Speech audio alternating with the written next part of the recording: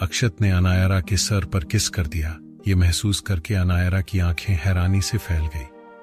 अनायरा मन ही मन अक्षत को कोसते हुए खुद से बोली, ये आदमी अभी मुझे धमका रहा था और इतने में उसे इतना सारा प्यार कहां से आ गया। पर उसकी सोच थोड़ी देर में ही हवा हो गई। जब अक्षत ने उसे सामने देखने के लिए इशारा किया, अनायरा ने साइड में देखा तो उसकी ओर निया और युवान आ रहे थे। अनायरा को समझते देर नहीं लगी कि अक्षत ने ऐसा क्यों किया। अक्षत ने अपनी पकड़ ठिल्ली छोड़ दी। इसका फायदा उठाकर अनायरा उससे अलग हो गई। तभी युवान वहां आते हुए बोला, क्या भाई, आप तो काफी रोमांटिक निकले। अभी अभी तो शादी हुई है, थोड़ा तो सब्र करो। सबके सामने ही भाभी के साथ रोमांस कर रहे हैं, थोड़ा सब्र करिए। घर पर चलिए, मां बुला रही है गृह प्रवेश के लिए।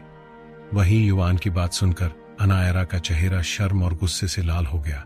तभी निया ने उसे चिढ़ाते हुए कहा, ओहो, देखो तो सही, मेरी प्यारी भाभी शर्मा भी रही है। ये क्या भाई, आप भाभी को हर वक्त परेशान क्यों करते रहते हैं। वहीं अक्षत आंखें फाड़े अपने भाई बहन को देख रहा था, जो बेशर्मों की तरह कुछ भी बोले जा रहे थे। अक्षत ने निया का कान पकड़कर अनायरा से दूर करते हुए कहा, तुझे नहीं लगता कुछ ज्यादा ही बोलने लगी है? लगता है अब तुझे घर पर रखना पड़ेगा। यह सुनकर निया डर के मारे अंदर तक कांप गई। उसने हड़बड़ाते हुए कहा, सॉरी भाई, मैं तो बस मजाक कर रही थी अपनी भाभी से। मैं हॉस्टल में ही ठीक हूँ, मुझे घर रहकर पढ़ाई नहीं करनी। उसने अपना कान छुड़वाया और वहां से तेजी से चली गई। पर अनायरा को निया का बिहेव कुछ अजीब लगा। वह मन में खुद से बोली, ये क्या अपनी बहन के साथ भी ऐसा बिहेव करते हैं? दोनों भाई बहन अपने बड़े भाई से कितना प्यार करते हैं, और एक ये है जिसे हमेशा सबके सामने रौब ही झाड़ना होता है। पर निया इतनी डर क्यों गई?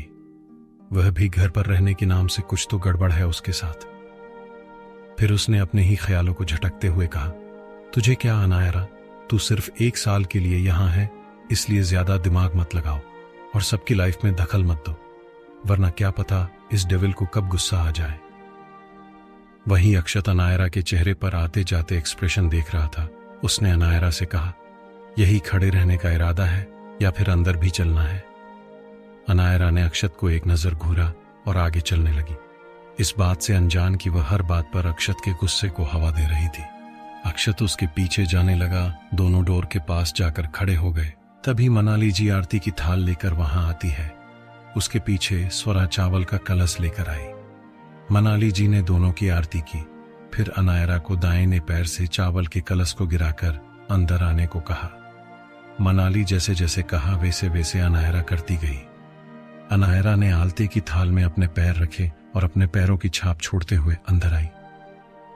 अक्षत जो कब से इरिटेट हो रहा था, वह अनायरा से दूर होकर अपनी मां से बोला, क्या अब भी कुछ बाकी है? तभी स्वरा अक्षत को छेड़ते हुए बोली, क्या बात है देवर जी, आपको रहा नहीं जा रहा? क्या थोड़ा सब्र कीजिए, रस्म तो करनी पड़ेगी ना। सब जो काफी देर से अक्षत को छेड़ रहे थे, उससे अक्षत को काफी गुस्सा आ रहा था। वह कुछ बोलता, उसे पहले ही मनाली जी ने कहा, बेटा, शादी सिर्फ फेरे लेने से नहीं होती, कुछ रस्में भी होती है, उसके बाद ही शादी कंप्लीट होती है, समझ गए? चलो अब दोनों मिलकर भगवान का आशीर्वाद ले लो। अक्षत बेमन से उसके पीछे जाने लगा। उसके साथ अनायरा भी गई। अनायरा को अक्षत का बिहेव बहुत अजीब लग रहा था, पर वह अभी कुछ नहीं बोल सकती थी। दोनों ने भगवान का आशीर्वाद लिया और हॉल में आए। स्वरा वहां एक थाल लेकर आई। उसमें गुलाब की पंखुड़ियां थी और दूध भी डाला गया था। उसने वह थाल हॉल के बीच में नीचे रख दिया। मनाली अक्षत और अनायरा को लेकर हॉल में आई और दोनों को उस थाल के आमने सामने बैठा दिया। अक्षत सवालिया नजरों से सब देख रहा था। यही हाल अनायरा का था। उसे नहीं पता था कि यह कौन सी रस्म है। मनाली जी ने कहा, बेटा, इसे अंगूठी की रस्म कहते हैं। इसमें 3 राउंड होते हैं। जो सबसे ज्यादा अंगूठी बाहर निकालेगा, उसका हुक्म पूरी जिंदगी चलेगा, ऐसा माना जाता है। और यह रस्म सदियों से चली आ रही है। तभी विशाल जी तपाक से बोले, हाँ बच्चों, तुम्हें पता है, जब हमारी शादी हुई थी तब सबसे ज्यादा इस मैडम ने अंगूठी बाहर निकाली थी, और अब देखो उसके हुक्म पर हम चलते हैं। बीवी के आगे तो हम कुछ नहीं भाई। मनाली जी विशाल जी को डांटते हुए बोली, क्या आप भी बच्चों के सामने तो ऐसा मत बोलिए। वहीं अनायरा ने जब सबको ऐसे प्यार से लड़ते देखा तो उसके चेहरे पर अपने आप मुस्कान आ गई। जो अक्षत से नहीं छुपी वह तो उसकी मुस्कान में ही खो गया था, क्योंकि अनायरा के दोनों गाल पर डिंपल पड़ते थे जब वह मुस्कुराती थी, और डिंपल पड़ने से वह किसी डॉल से कम नहीं लगती थी। मनाली जी ने उस थाल में अंगूठी डाली और दोनों को खेलने को कहा। ऋतिक, स्वरा, युवान, नेहा, विशाल जी अनायरा की साइड थे और मनाली जी दादाजी, विक्रम जी अक्षत की साइड हट। दोनों ने थाल में अपना हाथ घुमाने लगे। अक्षत को इसमें कोई इंटरेस्ट नहीं था, वह तो ऐसे ही हाथ चला रहा था। तभी अनायरा के हाथ अंगूठी लगी। पहला राउंड वह जीत गई, दूसरे राउंड में अक्षत के हाथ अंगूठी लगी और तीसरे राउंड में अनायरा के हाथ, और आखिर में अनायरा जीत गई। नेहा चहकते हुए बोली, लो भाई, अब आप तो भाभी के इशारों पर चलोगे, क्योंकि भाभी जीत गई।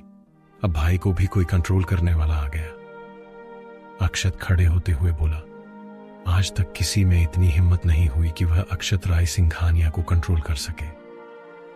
यह बोलने के बाद अक्षत ने एक सरसरी नजर अनायरा पर डाली।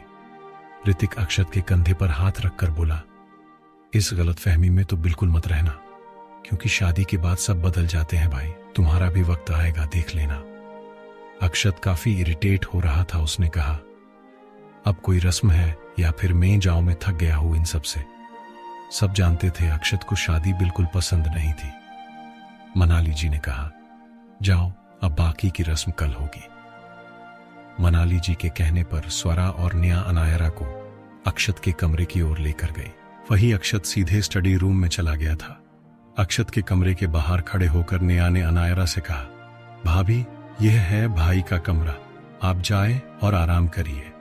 स्वरा अनायरा को छेड़ते हुए नेहा से कहा, आराम, वह भी यह दोनों? तुम्हें अक्षत को देखकर नहीं लगा कि वह आज अनायरा को बिल्कुल आराम नहीं करने देने वाला? कैसे वह कमरे में जाने के लिए उतावला हो रहा था, तुमने देखा नहीं?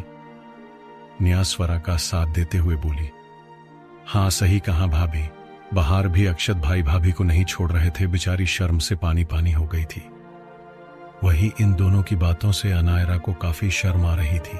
यह उसके लिए पहली बार था, और अक्षत से नहीं बल्कि नेहा और स्वरा की बेशर्म भरी बातों से शर्म आ रही थी। उसने आज तक ऐसी बात कभी किसी से नहीं सुनी थी, इसलिए। To be continue.